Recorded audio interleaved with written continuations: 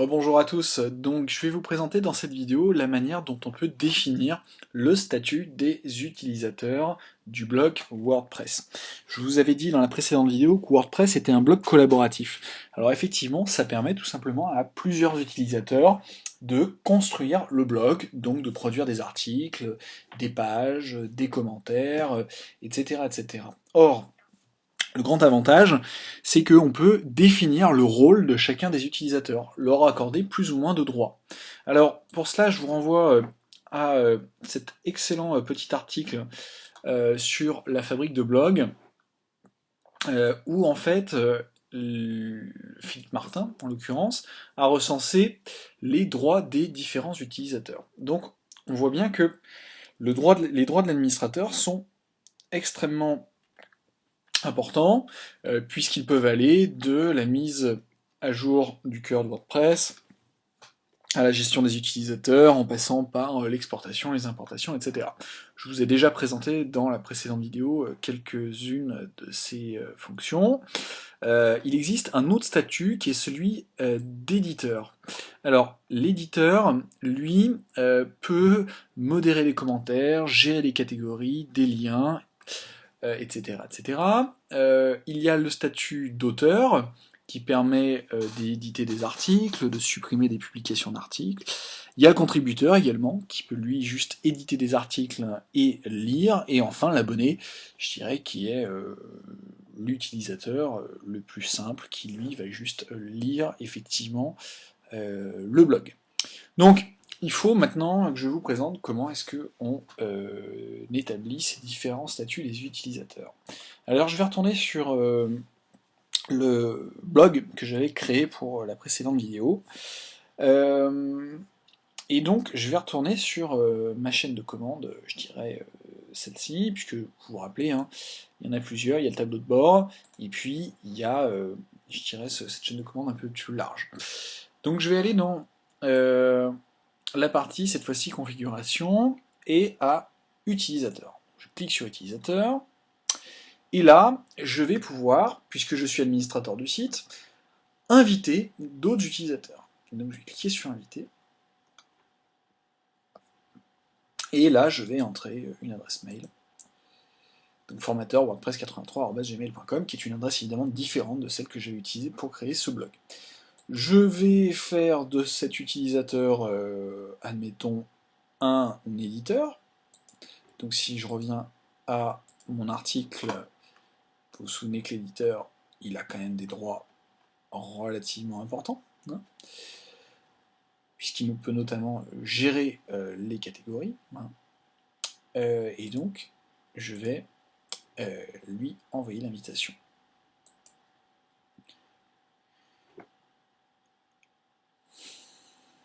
Là, évidemment, pour l'instant, l'invitation est en attente, car il faut que formateur WordPress 83@gmail.com se connecte sur son compte et puis valide l'invitation. Donc je vais vous montrer comment est-ce qu'on procède.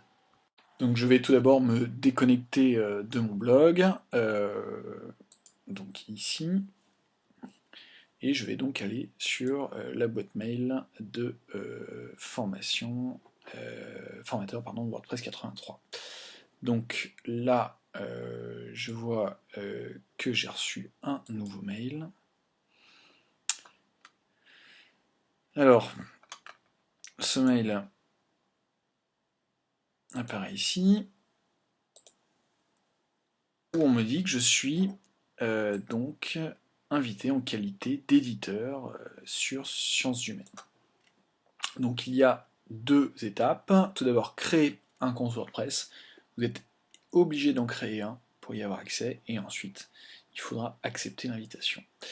Donc, comme je me suis déconnecté de WordPress, logiquement, je devrais pouvoir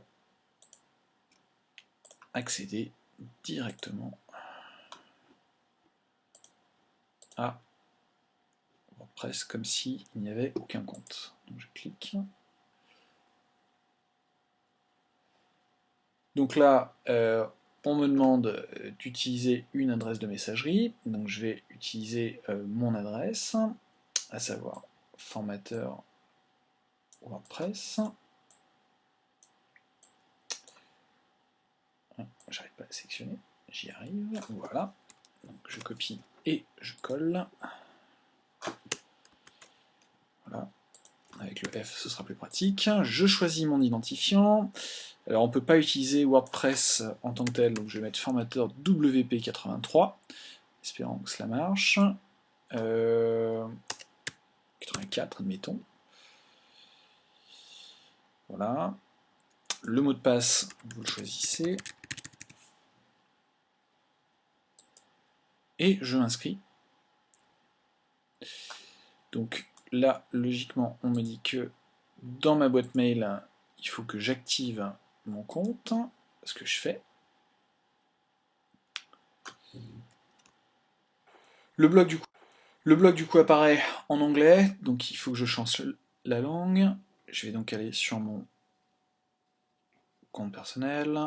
Donc j'arrive dans My Profile, je vais sur Account, et je vais choisir la langue en français. Je valide le changement, et logiquement, le blog devrait apparaître en français. Voilà, donc je retrouve bien l'interface à laquelle nous sommes habitués, mes sites, lecteurs, et donc je retrouve bien cela.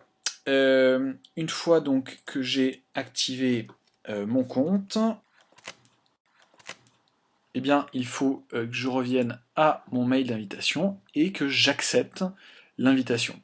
Donc j'ai bien d'abord créé mon compte, il est ouvert, et ensuite j'accepte l'invitation qui m'avait été faite pour devenir éditeur.